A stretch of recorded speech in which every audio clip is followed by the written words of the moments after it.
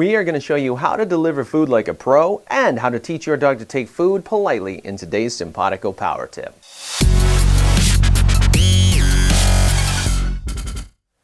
Ian here with Simpawtico Dog Training. Now, using food to train is pretty universal in working with animals. In addition to being used as a reward, food is also typically used in lure reward training. We'll be using a lot of it in the early stages of teaching new things, so we need to have a smooth, effective way to deploy it. On a whole other level, though, are those dogs who come at it like they're apex predators. These guys have what I call shark mouth, where it's all wide and strong without any accuracy or finesse. Now, on one hand, I like their energy. I don't want to kill their enthusiasm. If you scold them or reprimand them for shark mouth, they're going to think they're in trouble for taking the food. You'll just confuse the hell out of them, and then they won't want to work with you. I see this a lot, and consequently, those dogs have poor motivation. And you won't get a more polite mouth anyways. So as with all things in training, it's always better to show them what we want instead of just arguing about what we don't like.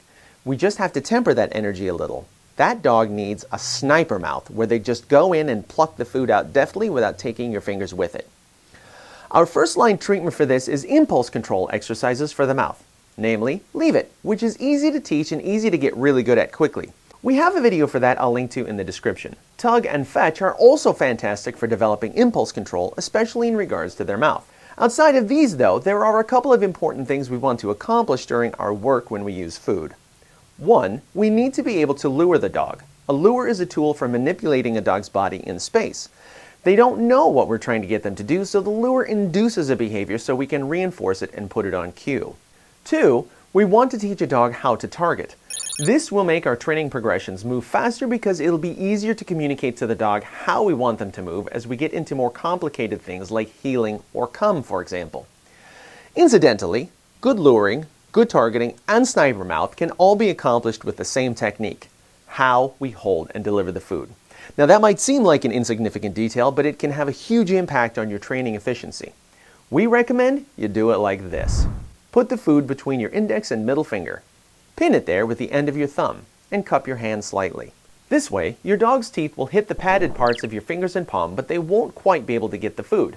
Not only do we have better control of the food, but we also get control of the dog's head. This is how we use the food as a lure to manipulate the dog in space. When we're ready to let the dog have it, we simply move the thumb to the side. This is better than other methods where we either tend to drop the food accidentally, or the dog gets it when we didn't want them to, or, most often, we get our fingers chomped. This also provides a nice big target for your dog. As you practice, your dog will naturally get better at luring and targeting, and things will move along as you teach new things. As you're trying to develop sniper mouth, you can kind of hang out with that food. We always make our dogs move to access the rewards, using movement to build drive and motivation. If you make them work a little bit to get that food, they will learn that shark mouth doesn't yield any rewards. And by introducing a little frustrating speed bump, you can increase their drive and commitment to working with you.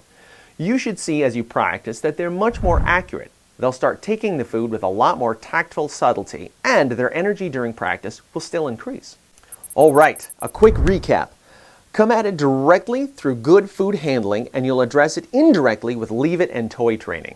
Let me know how it goes in the comments. If you haven't already, smash that subscribe button so you never miss any of our videos.